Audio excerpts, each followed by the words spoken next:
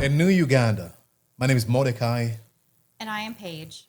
Now, for far too long, Uganda has lived with a political culture that stands in direct contradiction to what our founding leaders envisioned: a nation anchored in the rule of law, constitutionalism, and democracy, and a government that genuinely cares for its people through sound policies and effective social services.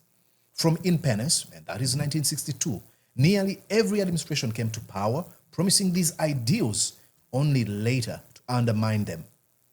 For example, in 1966, 4 years after the independence, Milton Obote suspended the constitution, setting a dangerous precedent. He was later overthrown in 1971 by Idi Amin Dada Awume, whose regime, shaped by the same violent political culture, descended into widespread brutality and abuse of human rights. Idi Amin himself was eventually removed in the late 1970s by a coalition of young Ugandans under FRONASA with the support of the Tanzanian government.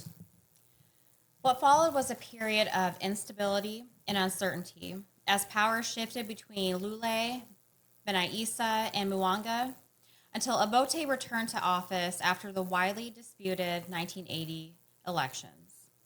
During this period stood a young Yoweri Museveni, a former member of FRONASA and participant in transitional governments, who claimed to have learned from the failures of those before him.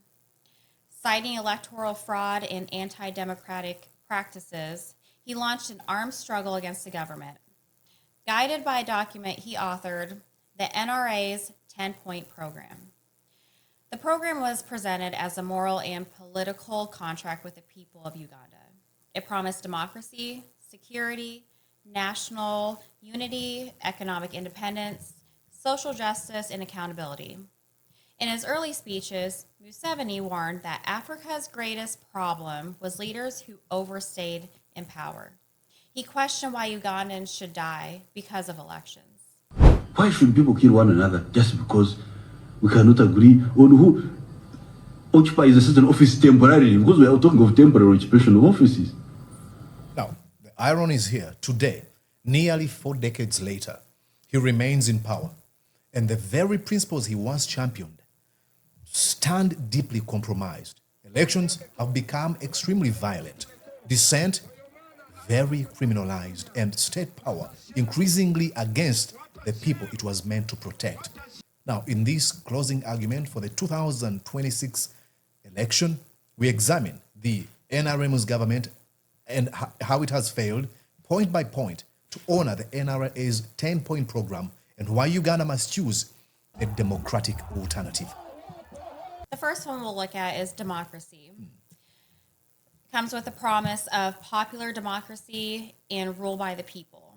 But what is seen is election irregularities confirmed in multiple elections, including military deployment at polling stations.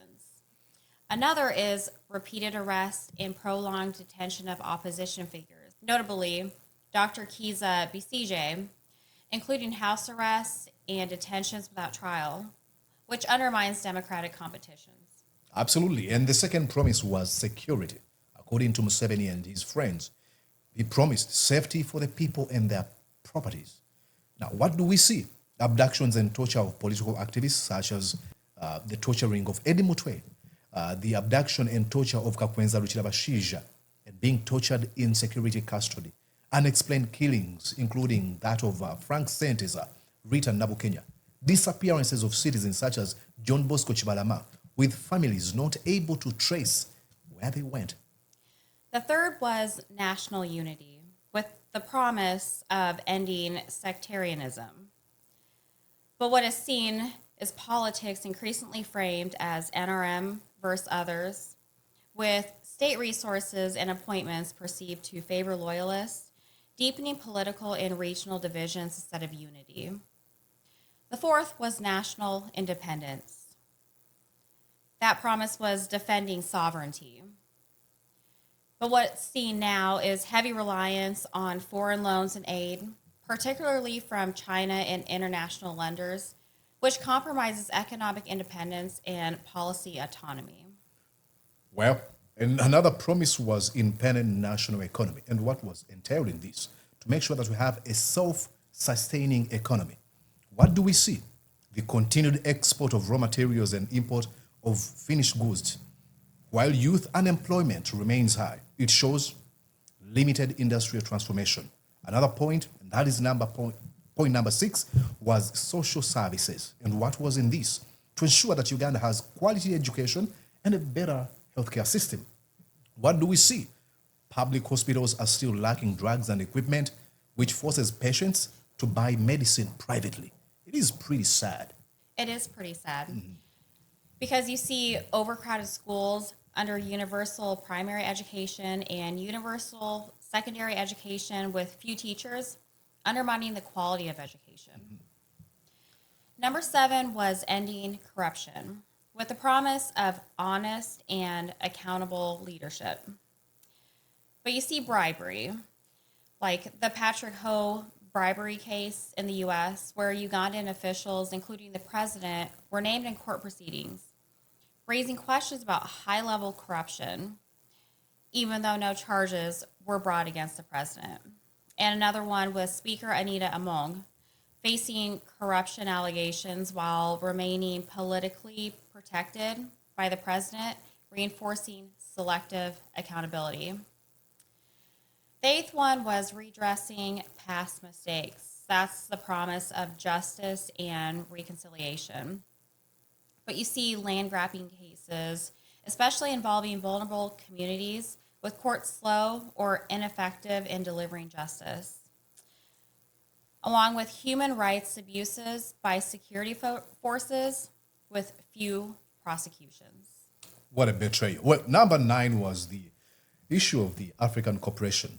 The promise was to make sure that, we benefit from regional cooperations. But what do we see? Costly military deployments abroad, such as in Somalia, the Democratic Republic of Congo, to mention but a few, which drain our national resources while ordinary Ugandans continue to see little direct benefit. And number 10 was the mixed economy and what was entailing in this promise, a balanced state and a private sector growth. What do we see? State capture by politically connected elites like Sam Kahamba Kutesa, while small businesses struggle with taxes, inflation, and limited access to credit. With all this in mind, we call upon all Ugandans who desire genuine transformation to participate actively in shaping the future of Uganda. The opportunity for change lies with the people through the ballot. We urge citizens to turn out in large numbers and support Chagulanyi Sentamu Robert, popularly known as Bobi Wine, whose vision for a democratic, accountable, and people-centered Uganda has resonated with a broad cross-section of the nation. Now, the choice before us is crystal clear. Uganda stands at a historic crossroads. One path continues a long chapter of unfulfilled promises, while the other offers a chance to begin anew. By exercising our constitutional right to vote, we place our destiny firmly in our own hands. On the 15th of January, let us participate peacefully, vote responsibly, and uphold the democratic process by protecting our vote. The change we seek does not begin tomorrow. It begins with us, and the new Uganda begins now. Did you enjoy what you just watched? I'm sure they did. I'm going to guess that you did. How about you consider subscribing to Mordecai Muriisa Live YouTube channel? Thank you.